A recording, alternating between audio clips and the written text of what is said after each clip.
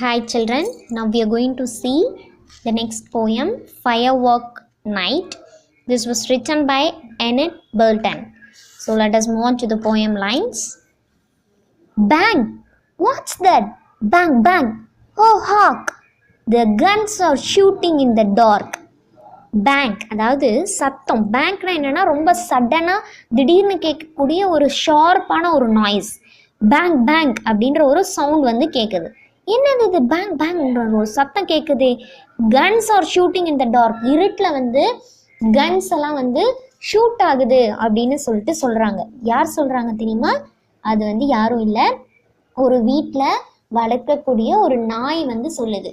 Bank bank வெடிச்சிட்ருக்கு, இந்த மாதிரி சத்தமாக வெடிக்கக்கூடிய சவுண்ட் வந்து கேட்குது அப்படின்னு ஒரு டாக் வந்து தன்னுடைய வீட்டு ஓனர்கிட்ட வந்து சொல்லிகிட்ருக்கு.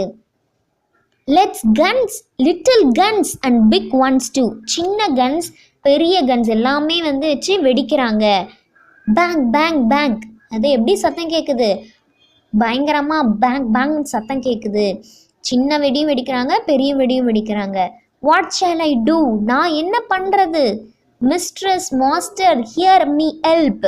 மிஸ்ட்ரஸ் மாஸ்டர் அதாவது அந்த வீட்டு எஜமானர், எஜமானிகளே என்னை கொஞ்சம் பாருங்க, நான் இந்த மாதிரி அழுகிறது உங்களுக்கு கேட்குதா, என்னை பாருங்க அப்படின்னு சொல்லிட்டு அந்த நாய் வந்து பதட்டத்தில் பயந்துட்டு சொல்லுது. I am out of doors, I want your help.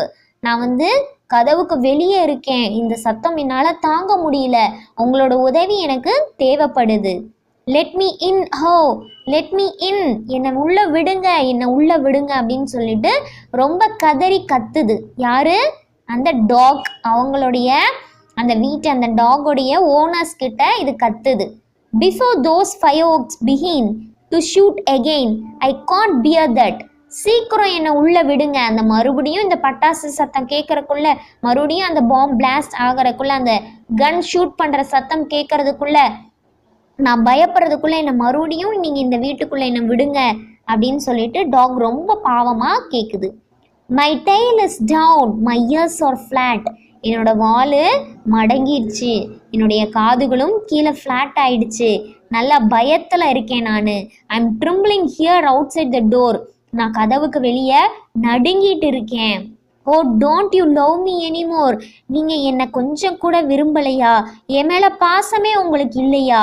நான் பாவம் இல்லையா அப்படின்னு சொல்லி கேட்குது. I think I will die with fried. நான் நினைக்கிறேன் பயத்திலேயே செத்து போயிடுவேன்னு நினைக்கிறேன் அப்படின்னு சொல்லுது. Unless you let me in to night. இந்த நைட் மட்டும் நீங்கள் என்னை உள்ளே விடலை அப்படின்னா நான் பயந்தே நான் வந்து இறந்துருவேன்னு சொல்லி அந்த டாக் ரொம்ப பாவமாக சொல்லுது. Shall we let him in children.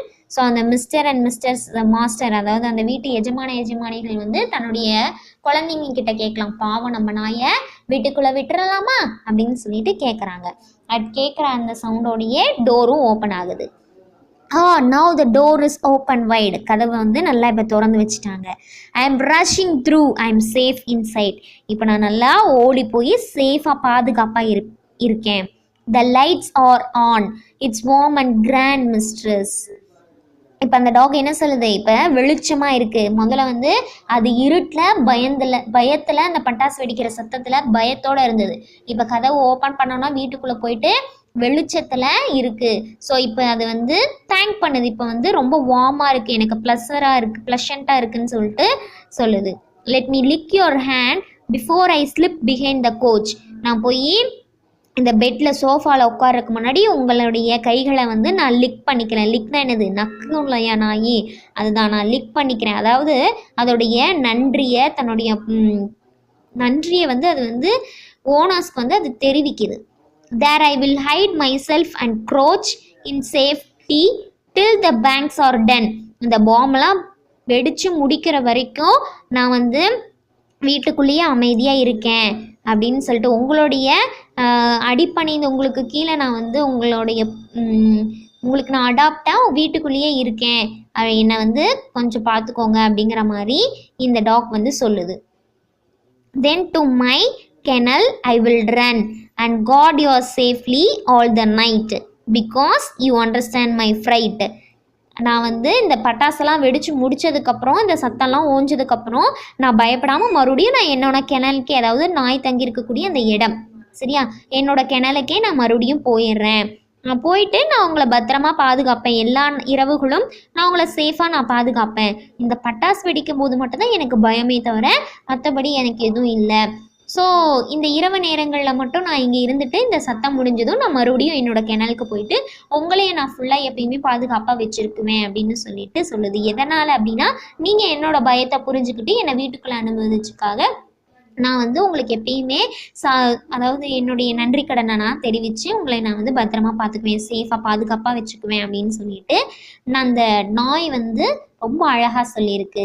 So அந்த போயமில் வந்து டாகுக்கு கூட நன்றி அப்படிங்கிறது இருக்குது அப்படின்றத ரொம்ப அழகாக சொல்லியிருக்காங்க.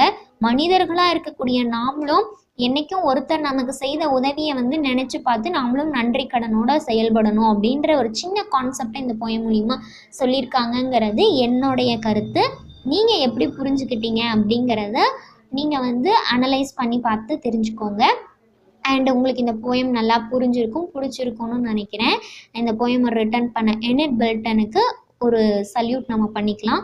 பிகாஸ் டாக்ங்கிறது வந்து ஒரு மிகப்பெரிய ஒரு உயிரினம். அதாவது நம்மளுடைய வாழ்க்கைக்கு வந்து நம்மளுடைய இரவுகளில் ஒரு பாதுகாவலாக இருக்கக்கூடிய, ஒவ்வொரு வீட்டுக்கும் ஒவ்வொரு தெருவுலையும் பாதுகாவலாக இருக்கக்கூடிய இந்த டாகை பற்றி இந்த போயமை வந்து ரைட் பண்ணியிருக்கிறதுக்காக இவருக்கு ஒரு அப்ரிசியேஷன் நம்ம தெரிஞ்சுக்கலாம். I hope you can understand, children. Thank you for listening this video. Thank you.